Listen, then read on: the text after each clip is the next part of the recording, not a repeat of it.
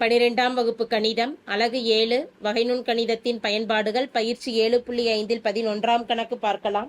கீழ்காணும் எல்லைகளை தேவைப்படும் இடங்களில் லோபித்தாலின் விதியை பயன்படுத்தி காண்க என கேட்கப்பட்டுள்ளது. கொடுக்கப்பட்டிருக்கக்கூடிய சார்பானது limit x tends to 0 plus cos x அடுக்கில் 1/x² என கொடுக்கப்பட்டுள்ளது. மதிப்புகளை பிரதியிடலாம். காஸ் பூஜ்ஜியத்தின் மதிப்பானது 1 ஆகும்.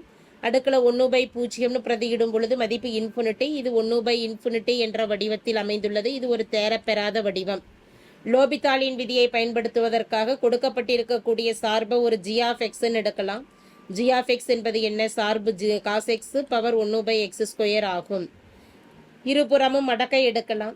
இந்த சார்பானது g(x) எடுக்கிறோம். அடுக்க முன்னாடி கொண்டு வரதுக்காக மடக்கை எடுக்கிறோம். log of g(x) என்பது log of cos x whole power 1/x². Login மடக்கை விதியை பயன்படுத்தி 1/x² முன்னாடி கொண்டு வந்துடலாம். ஒரு log of cos x. log of cos x. இப்போ இது பகுத்தல்லையே இருக்கு. மடக்கை என்ன வடிவத்தில் இருந்தால் தான் நம்ம பயன்படுத்த முடியும். லோபித்தாலின் விதியை பின்ன வடிவத்தில் அமைஞ்சாதான் பயன்படுத்த முடியும். பின்ன வடிவத்தில் பகுதியில் x² இருக்கிறதுனால சார்பானது log of cos x x² எழுதிடலாம். இனி இருபுறமும் மடக்கை அதாவது லிமிட் எல்லைகளை எடுக்கும் பொழுது limit x tends to 0 plus log of ஒரு g(x) என்பது வலதுபுறம் எல்லைகளை பிரதியிடும் பொழுது x tends to 0 plus log of cos x x². இப்போ சுருங்கிய வடிவத்தில் இந்த மதிப்புகளை பிரதியிட்டு பார்க்கலாம். காஸ் பூஜ்ஜியத்தின் மதிப்பானது 1, log 1 மதிப்பானது 0.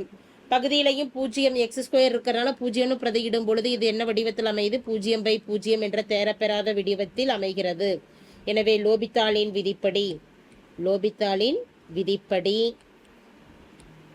வகைப்படுத்தலாம். வகைப்படுத்தும் பொழுது limit x tends to 0 plus log x-இன் வகையீடு 1/x. அப்போ 1/cos x-ன்னு கொடுத்துட்றோம்.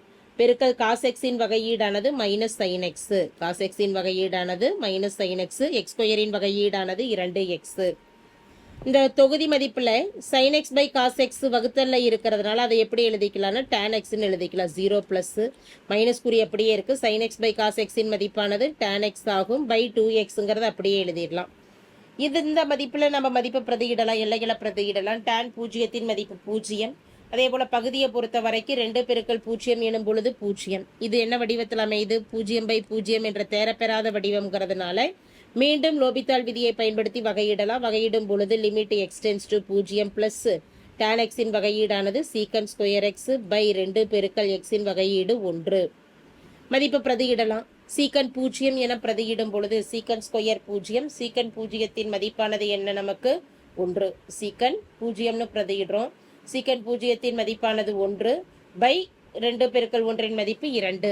இப்போ மதிப்பானது 1 முன்னாடி மைனஸ் குறி இருக்கிறனால -1/2ன்னு கிடைச்சது. எதனுடைய மதிப்பு? சார்பு limit x tends to 0 plus log of g(x)க்கு மதிப்புகளை பிரதியிடலாம். அதுக்கு முன்னாடி தீரத்தை பயன்படுத்தும் பொழுது லாக வெளியில் கொண்டு வந்துட்டு எல்லைகளை முன்னாடி பிரதியிடலாம். லிமிட் எக்ஸ்டென்ஸ் டு 0 பிளஸ் g(x)இன் மதிப்பு -1/2. இந்த மடக்கையை கேன்சல் பண்ணலாம். மடக்கையின் அடிமானம் ஈன்னு இருக்கும். அப்போ மடக்கையில் இருக்கக்கூடிய மதிப்பு அடுக்கில் எழுதும் பொழுது இ பவர் இந்த ஆனது வலதுபுறம் நமக்கு போயிடும்.